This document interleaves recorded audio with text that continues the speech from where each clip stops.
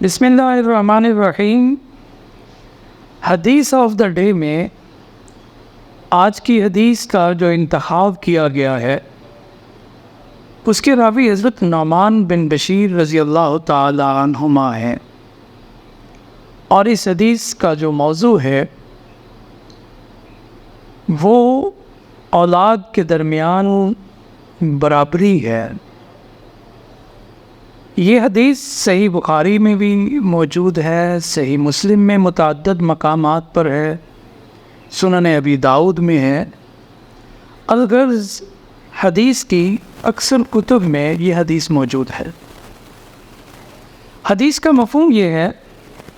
اگر میں تمام روایات کو سامنے رکھوں اور اس کا مفہوم بیان کروں تو اس کا مفہوم یہ ہے کہ حضرت نعمان بن بشیر کہتے ہیں کہ میرے والد نے مجھے کچھ گفٹ کیا، اور بعض روایات میں آتا ہے کہ غلام انہیں گفٹ کیا، اور یہ غلام انہوں نے جو مجھے گفٹ کیا وہ میری والدہ کے کہنے پر کیا۔ پہلے میرے والد راضی نہیں تھے مجھے کوئی ہدیہ تحفہ دینے پر اپنی جائیداد میں سے، لیکن میری والدہ کے اصرار پر انہوں نے مجھے ایک غلام بطور تحفہ کے، بطور ہبہ کے، گفٹ کے وہ مجھے دیا۔ تو میری والدہ نے کہا کہ میں اس بات پر راضی نہیں ہوں جب تک کہ آپ اس گفٹ دینے کے عمل پر جو آپ نے میرے کہنے پر نعمان کو دیا ہے، یہ اس پر نبی کریم صلی اللہ علیہ وآلہ وسلم کو گواہ نہیں بنا دیتے۔ حضرت نعمان بن بشیر کہتے ہیں کہ میرے والد بشیر مجھے لے کر رسول اللہ صلی اللہ علیہ وسلم کی خدمت میں حاضر ہوئے، اور میں اس وقت لڑکا تھا، نوجوان تھا، اور نبی کریم صلی اللہ علیہ وسلم کی خدمت میں جا کر عرض کیا کہ اللہ کے رسول، یہ میرا بیٹا ہے اور اس کو میں نے ایک غلام گفٹ کیا ہے، اپنی پراپرٹی میں سے اسے کچھ بطور تحفہ کے دیا ہے، اور میری بیوی کی یہ خواہش ہے کہ میں اس تحفے پر جو میں نے اپنے بیٹے کو دیا ہے، میرے اس تحفے دینے کے عمل پر آپ اس کے گواہ ہو جائیں، تو اس وجہ سے میں اسے لے کر آپ کی خدمت میں حاضر ہوا۔ نبی کریم صلی اللہ علیہ وسلم نے جب یہ سارا ماجرا ان سے سنا کہ ان کی وائف کی خواہش ہے کہ جو اس کے بیٹے کو یہ تحفہ ملا ہے میں اس پر گواہ بن جاؤں، تو رسول اللہ صلی اللہ علیہ وسلم نے حضرت بشیر رضی اللہ تعالی عنہ سے پوچھا کہ یہ جو تحفہ آپ نے اپنے اس بیٹے کو دیا ہے، کیا تمہاری اور اولاد بھی ہے؟ ان کو بھی دیا ہے؟ تو انہوں نے نفی میں جواب دیا کہ میری اور اولاد تو ہے، لیکن یہ تحفہ میں نے صرف نعمان کو دیا ہے اور بچوں کو نہیں دیا۔ آپ صلی اللہ علیہ وسلم نے جب یہ سنا تو مختلف احادیث میں مختلف الفاظ آتے ہیں۔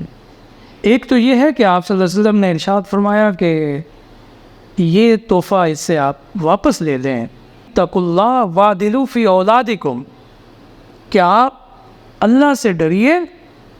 اور اولاد کے درمیان انصاف کیجیے۔ بعض اور روایات میں ہے کہ اے بشیر، تم مجھے اس معاملے پر مجھے گواہ نہ بناؤ، کیونکہ میں ظلم پر گواہ نہیں بنتا۔ یعنی اولاد کے درمیان جو تم فرق کر کے آئے ہو، اور اس فرق کو آپ صلی اللہ علیہ وسلم نے ظلم سے تعبیر کیا اور فرمایا کہ میرے لیے مناسب نہیں ہے کیونکہ میں کسی ظلم کے عمل پر گواہ ہو جاؤں۔ تو حضرت بشیر رضی اللہ تعالی عنہ نے واپسی پر وہ غلام جو ہے وہ اپنے اس بیٹے سے واپس لے لیا۔ ذی وقار ناظرین، زندگی میں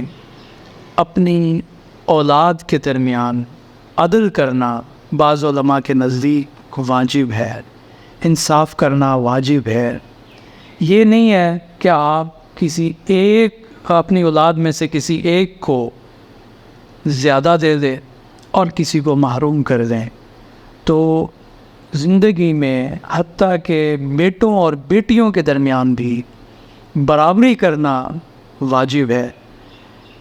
یہ وراثت کے احکام تو یہ ہیں کہ بیٹے کو زیادہ ملتا ہے، بیٹی کو کم ملتا ہے، لیکن زندگی میں